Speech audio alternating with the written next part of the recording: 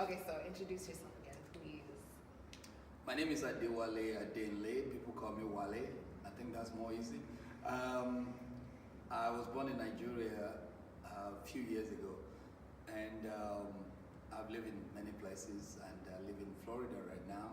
I have been an artist all my life, visual artist, painter, sculptor, and an educator. I've been teaching for a long while now, for a long time. Also, I am a political cartoonist. I don't like to say I was, but I was fully a political cartoonist for 15 years in Nigeria when we were fighting for democracy, and I went through all the problems of cartooning and victimization by the military junta. So, I mean, right now I'm an educator, and of course I'm an artist. That's Trying awesome. to do my thing. Okay, trying to do your thing. Okay. I actually met you at the Sis Trunk Affair, which is this exhibition right here, when I was interning for Art and Soul, and your work like stood out to me immediately. Thank you.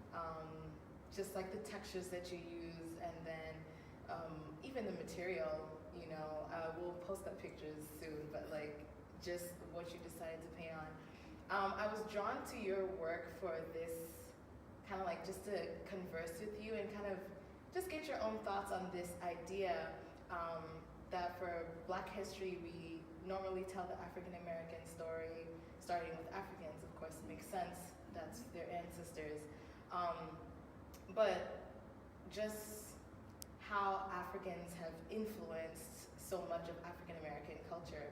But I think now the modern African is greatly influenced by the African American, and I think one of the reasons why we don't really point it out as Africans or Black immigrants is this kind of distance that's between us, and we'll talk about that, you know, towards the end. But I kind of wanted to touch on your work and why these characters, for you, not these characters, these amazing people throughout Black history, especially as an African, why were they important to you? Why did you decide to paint them? Well, the first thing that influenced my thoughts was the fact that I look at the socio-political situation in our country right now, in the U.S., and I also look at the problems, the kind of things that are going on between African Americans. I mean, people say black on black violence, which that's not what I really think it is. But for the avoidance or probably the fact that I don't have a better word to use for it, I'll still call it black on black violence. I look at it and I said, why do we have to how did we get to this stage? Even politically, socially, and economically, why are we against each other? Why do we have to quarrel over issues that does not have any impact or anything on our lives? And even in political situation, why? Then the first thing that came to me was, how did those people that really fought for our rights, that fought for the emancipation of the black race, how did they do it in those days? Without actually having this quarrel that much and not killing themselves, not shooting themselves, not. So my thoughts started going on to Martin Luther King and Malcolm X. The two of them operated during the same era. And even then it was more challenging because the rights were not given to them. You know, right now we have all the rights, we have all these things. We're supposed to really expand on it, but we started using it against ourselves. So I said, how did they operate? So I did my research again, and I found out that these people, they definitely have different thoughts. They have this different way of going about their program or what the idea is or was. But they know that they have the same goal. For instance, Martin Luther King and Malcolm X believe in the emancipation of giving the rights to blacks to vote, to do this, to do that. but they don't believe in the same taking the same route to get there. Get there. In getting there is the most important thing to them. Right. So in doing that, they disagree on the route, but they still meet one or two times in their life to talk ideas, to chat, to have fun. They didn't agree on the route. Remember, and they didn't kill themselves. They didn't even say anything terrible about themselves. And don't forget, it was during the time that things were not just easy for them. And that was what really brought about this idea of my painting. The first thing I tried to look at is that my paintings are three-dimensional pieces. And the three-dimensional are not smooth surface. They are warped, kind of trying to show the condition they were then. It was not a smooth sailing kind of situation. It was a very, very uncomfortable kind of situation they were in. And that's why I created those platforms to be a little bit more warped. Then the second thing is that I try to use black and white and gray tones because today I see that people look at issues from black or white. And there are multiples of gray tones in between our discussions. And when we eliminate those gray tones, we end up having a lot of quarrel because most of the time it's either white or black. And that really creates a lot of problems in the world. People don't tend to understand each other. People don't tend to understand that even though we have the same goal, even though we're not going through the same route, we definitely have the same goal. In politics today, if you are against one thing, then you are not patriotic, or you are anti-black, you are anti-this, you are anti... So this political correctness started coming into our focus. Everything we say, even now, I remember a friend of mine said something recently. We went to a program and we decided, instead of spending so much money, let's share the same hotel room. And when we came out, he said, no, you go out first and I'll come out later. And I said, why is that? He said, they will think we're something else. How did we get to this stage that everything we have to be very suspicious of every action that we take, and you want to say hello to somebody, you don't even know whether you should hug that person, because you don't know what constitutes child abuse or what it comes sexual harassment and different kinds of things. So the gray tones have disappeared in our society, and that is what is really causing a lot of problems. And here I've been able to do paintings that have so many tones, and yet we are able to capture the essence of these people. All I'm saying is that we can delve into those gray tones and still be able to capture the essence of our discussion. We can be able to really come together and see that we are actually not far away from each other when it comes to ideas, ideology, and we don't even see it at homes. Even husband and wife, kids, and it's all over now. Everybody is either this or that. Every other thing in between doesn't make any sense. If you look at, and I want to say that even Martin Luther King, I always say this. I say Martin Luther King probably would not have been successful if there's no Malcolm X. Because let's look at it logically.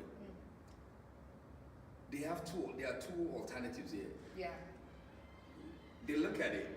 Hey, if we don't agree with this one that is more peaceful, which one are we going to take? So they saw the other alternative. They said no, and that really helps people to gear towards, and that actually propel the need for them to for the authority to actually start looking at it. It's like knife sharpens knife. Like there's a reason why they had to be opposites, because one kind of fed the other. Exactly. So it really helps. So when we talk about Martin Luther King and we don't talk about Malcolm X, for some reason I don't agree with that, and I still think both of them really help each other out. And I'm sure they agree with each other when they finally met and say, see what they can actually do to each other. Also, when we look at the issue of this painting here, we have Booker T. Washington and Mary McLeod Bethune and W.E.B. Du Bois. The three of them have three different ways of educating the Negro child.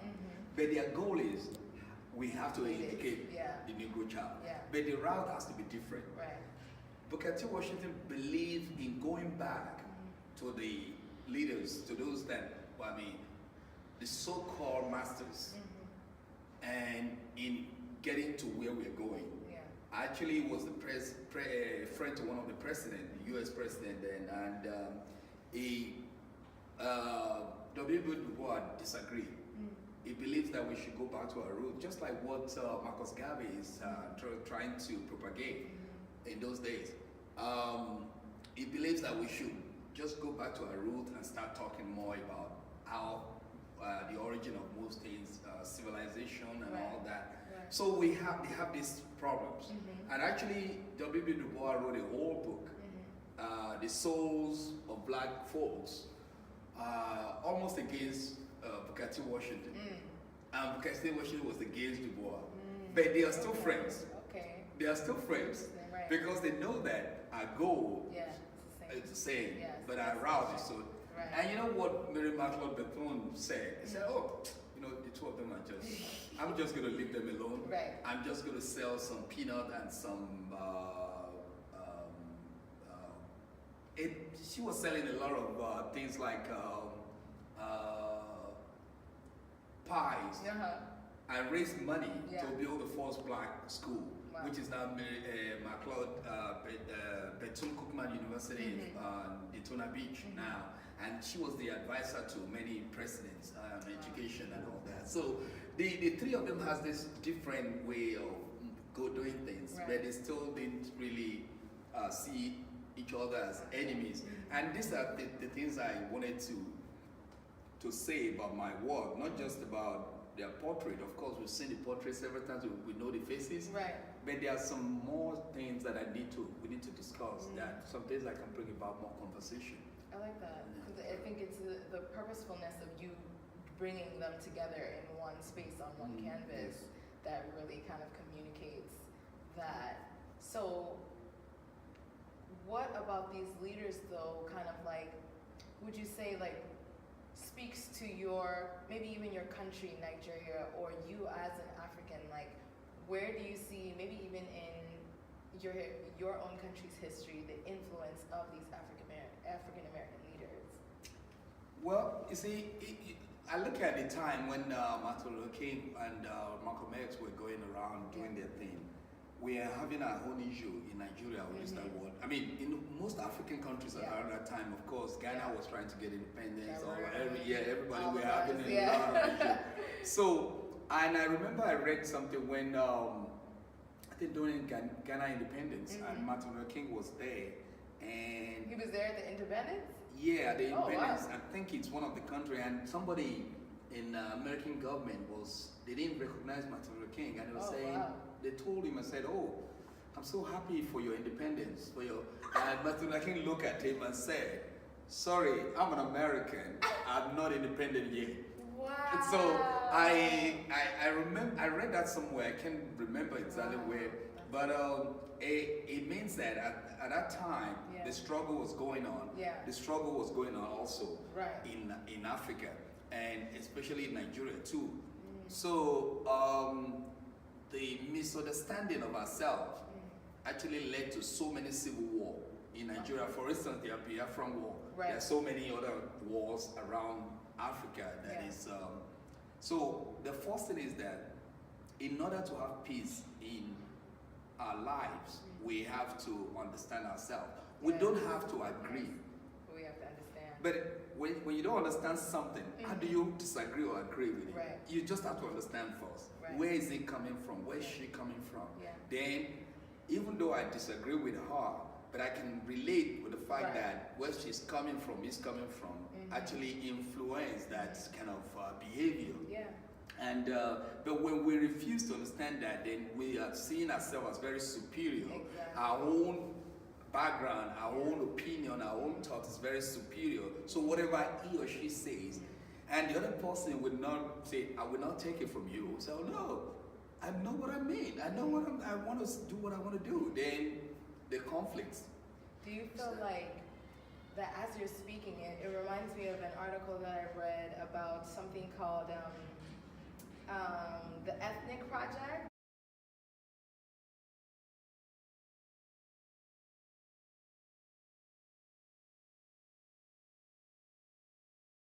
So specifically, the article was specifically about Black immigrants and kind of relating that what we tend to do is separate ourselves from African Americans because we don't want to be classified as them because in the U.S. they're the bottom.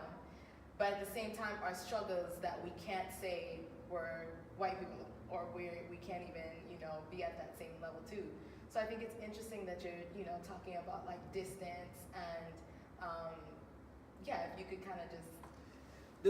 First of all, let me say this, and it's very controversial. I remember when I was doing my master's in museum studies, I was in class and I said this in New Orleans one time, and it caused a lot of conflict, and I still stand by it. Yeah. And now being recorded, I'm going to say it again.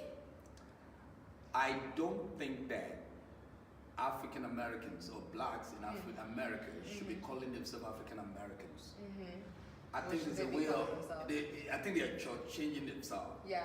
African Americans born in this country, raised in this country, are Americans. Americans, and we're African Americans. The people that come from Africa by plane or anything are African Americans. And it's not it's not a pejorative way of saying it. It's not that, I'm saying that, you're not African. Yes, we know, we can see you're African Americans. Right. You're from Africa. Right. You don't see Caucasians saying first that I'm Irish American. You don't see that. Exactly. The first thing they'll say is an American. They're laying claim to the land. Yeah. African Americans should lay claim to the land, with especially a country that they built, that was built on their own sweat, on their own, on anything. Right. I mean, so they need to really lay claim to that first. Yeah. Then when it now comes to actually going to the nitty-gritty definition of who you are, I'm from Africa. Of course, we can see that. Right. That's exactly what the Caucasian are doing. I am African American. I was not born here, but still, that's the first thing I want us to first of all put aside. Yeah. And then African Americans or people from Africa that came from Africa needs to start looking at what are the things that they benefit from each other. Because the first thing I see is that there's this idea of modernization that it's actually coming up in a new world that Africans are benefiting from. Yes. They need to learn from. They need to take home, and they are doing a lot with it. Yeah. If you go to a lot of major cities in Africa right now, Lagos, Accra, and all of, it's like Boston. Right. A lot of stuff. Also, one thing is, if you look at India, for instance, they are more interested in their culture. Even though they are building a modern society, they still didn't throw away their culture. Right. So every time you want to invade a city or a country, the first thing you want to do is to destroy their culture. Right. Once you destroy the culture, you're able to penetrate and go in and destroy the city. Right. Africans that actually are taking a lot from modern society should also not throw away most of the important part of their culture, because there are some cultural things that may be detrimental to your growth in terms of looking at the modern world or looking at. But you also don't want to throw everything away, because if you lose that, you lose your main identity. Right. And there's nothing to offer to African Americans that are, I use the word African Americans, the blacks that were born and raised here. You need to offer them, you need to bring your culture to them, you need to understand the morals, the way we do things and all that, and also you need to take from them. So it's a kind of, both of you are working together and getting things done and actually elevating the black community in America. So we get from them, they get from us. Right. So it's only when people, there was a guy I met in New Orleans one time, and he told me, I don't like Africans. And I said, oh, why? And he said, we sold our forefathers into slavery. And I said, really? But I look at him, I wanted to start talking about that and trying to let him know that he has been misinformed.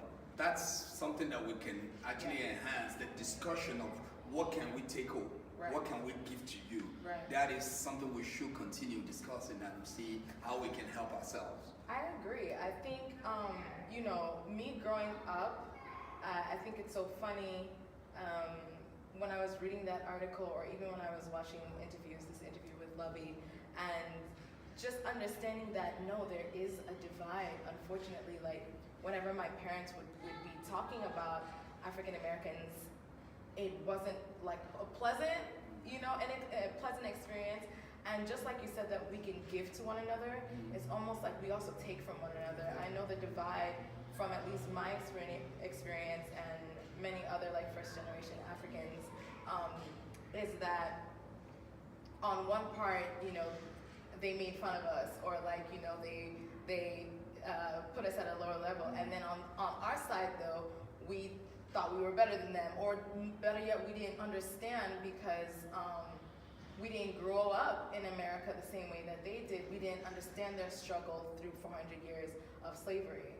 So I think it's interesting that what you're saying, like we do need to have more platforms to have these discussions. Yes. Because if we're going to say and suggest that the solution is to make sure that we're giving to one another, especially since at the end of the day, the diaspora is Black, Black immigrants, African Americans, whatever, the diaspora is Black. But how would you say that we could take the steps to unifying, us in the diaspora? You see, the first thing is, let's take Black History Month as a Black History Year. Let's start from January to December and stop talking about Black history only from February 1 to 28. Right. Or only when Black Panther comes out. Oh, when Black Panther comes out. Right. Exactly, yeah. The story, if you look at the story of Africans, it's a story of pride. I mean, you'll be happy to be a Black man, a Black woman. This is a kind of a culture or people that have been existing. I mean, culturally and even civilization-wise, they've been doing that for even 5,000, 4,000 years before even the city of Rome was built. Right. In Timbuktu, Mansa Musa, and we have the Egyptian thing. Even in the Bible, it's there. A lot of things are there. So we should be proud of our culture. We should be proud of our people. We should even start by saying that, hey, we are not Africans. Let's look at the word Africa. We're not African.